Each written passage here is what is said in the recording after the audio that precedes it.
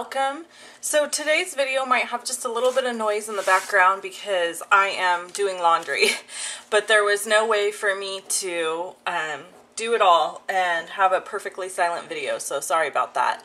I know you don't mind. A lot of times you've told me that. I've got my cup of coffee here because I think you should get your cup of coffee too, or your iced tea, or water, whatever it is you drink, because this is going to be a long video. I want to warn you ahead of time.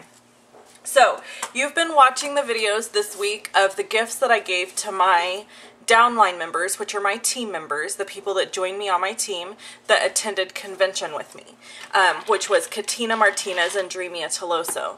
If you want to look them up online, you can find Tina at lovinglifeslittle.blessings.com, and Dreamia doesn't have a website yet. She's working on it, but if you live in Louisiana and you need a demonstrator close to you, make sure you look her up. And their names are listed on my blog today. So, this was another gift that I gave them. I tried to do like bed gifts, pillow gifts, so when they left the room and stuff, they would have little gifts on their bed when they came back. And so, one of the things I'm giving them is these awesome ball friction clicker pens. They're by Pilot, and they are erasable, retractable, and refillable. I originally saw them on Jennifer McGuire's video, and all three of us, Katina, myself, and Dreamia, are planner snots. We're those people that love doing all the planner stuff and having good pens for our planners. So I thought I'd show you really quick how this pen writes. It writes beautifully. The pack of these, a pack of these pens was $9. And look at, the erasing is perfect. Isn't that awesome? And there's no mess when you erase. So these are really great planner pens. I mean, you could still see just a little bit of what I've written. I'd still do, there was nothing there, but it's like habit to do that because that's what you're used to, right? So, in a planner, this works super awesome. I just love it. So these pens are not very expensive, $9, and you get 7 of them. So a little more than $1 a pen. And they come in all these different colors. And the way they erase is the ink erases with heat. So this heats up and erases the ink. So you don't, if you get these, don't leave them in the hot car or in a hot light or hot anything, because it will ruin the pen. The pen won't work anymore. So FYI on that. Okay. So let's get started with the projects I made for these. So the first thing I made was this I have a bunch of these old Cricut boxes laying around because I used to be a Cricut fanatic, and I took all my Cricut stuff out of here, the overlay and the cartridge, and I put them in bags and stored them so that they would store smaller because I just don't have a lot of space in my house. So I thought, hey, I could use these for stuff. So I'm going to cover this box using some Timeless Elegance Designer Series paper. And this is cut at 7.5 by 10 3/4. So all I'm going to do is turn it over, use the side I don't want to use, and I'm going to use some of our awesome tear tape, which I have like an immense love affair for, by the way, in case you were wondering, because it is super sticky, just like Sticky Strip was, but it's about a bazillion times faster and easier to use. And I know tear tape has been out there. I know Stampin' Up! Didn't like come up with it, but I'll be honest, when you sell for a company, it doesn't matter what company. Like, if I worked for Simon Says Stamp, that will never happen probably, but if I did, I would use their products. And if I worked for Close to My Heart, I would use their products. That's just the name of the game, right? And so what happens is you kind of steer clear of using stuff that's not related to that company. I am actually kind of going rogue on that note, which is like kind of the, I don't know, not the cool thing to do, I guess, because I have started using some products that are not Stampin' Up!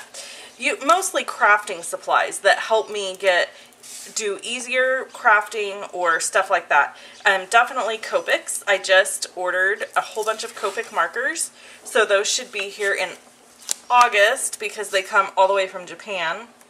So I'm really excited about that because I love coloring, and so I really want to learn how to become a great Copic colorer. I don't know if that's a word. Alright, so all I'm doing is lining this up here at the front of the box. I hope you guys can see this okay.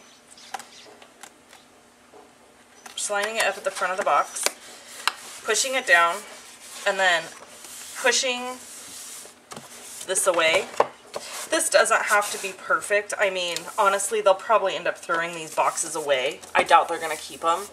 But if they do, it would be nice if they looked nice. So that's it. So then it's covered. These are still showing, but I really don't care. It's just a means of packing a gift. So I'll show you what I'm putting in it. These are what I'm calling convention essentials. When you go to Stampin' Up! Convention, it's always nice to have antibacterial wipes on hand. Not just for the purpose of wiping your hands off, but like if you do a make and take at a table or something and somebody has left stuff or whatever, they come in handy for everything, right? I don't know if you guys use these, but we use them. Altoids, because nothing's worse than having stinky breath when you're talking to people. I have two little lined journals here that I picked up, I think at Staples. And I love what they say, stuff to do and bright ideas. So that's going in the top.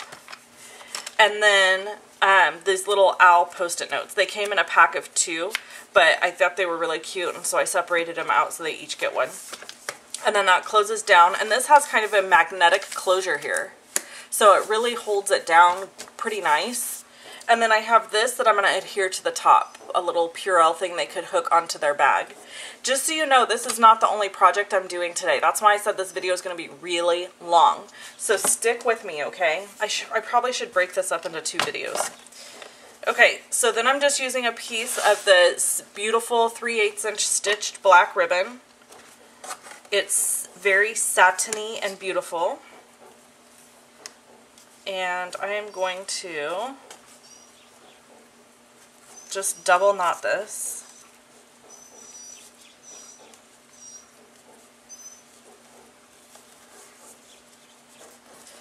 Just like that.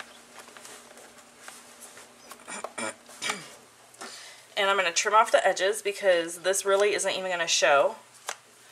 I created a bow using our gift bow die. Do you remember that die?